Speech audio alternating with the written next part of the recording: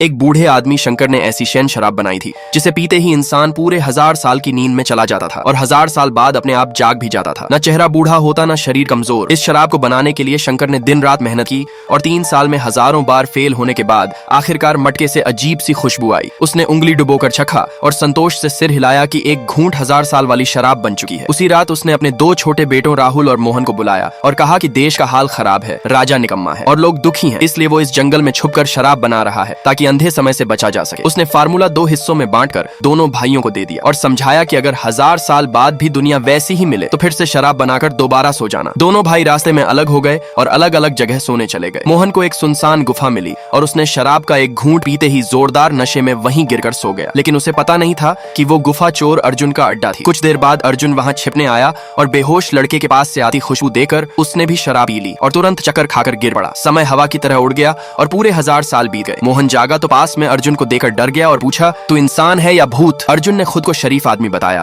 और भोले मोहन ने सारी सच्चाई बता दी कि वो 1000 साल सो चुका है। दोनों बाहर निकलने लगे तो कपड़े पल भर में राख बन गए और फार्मूला जमीन पर गिर पड़ा। तब मोहन को समझ आया कि अर्जुन चोर है, लेकिन अब दोनों एक ही नाव में थे। अर्जुन बोला, पहले कपड़े पहन लेते हैं, और दोनों गुफा के अंदर उसके असली ठिकाने पहुंचे। पुरानी चोरी की जैकेट्स उठाई तो सब धूल बन गईं। आखिर 2 खास गोल्डन ड्रेस बची जो दोनों ने पहन ली। बाहर निकलने का रास्ता ढूंढते हुए पहाड़ बदला हुआ मिला और लंबा रास्ता तय करने के बाद ऊपर पहुंचे तो अर्जुन ने कहा, अगर तेरे भाई को ढूंढकर फिर से 1000 साल वाली शराब बनी तो आधी मेरी। मोहन ने हाँ कर दी। जैसे ही लोहे का ढक्कन खोला एक कार तेजी से निकल गई और अगले ही पल मोहन की आंखों के सामने रेड हाई हील्स में चलती लड़की दिखी। दोनों हैरान थे कि ये नई दुनिया उन्हें अपनाएगी या फिर उन्हें दोबारा 1000 साल की नींद में भेज देगी। लाइक सब्सक्राइब कर देना, भगवान आपको बहुत खुशी देगा।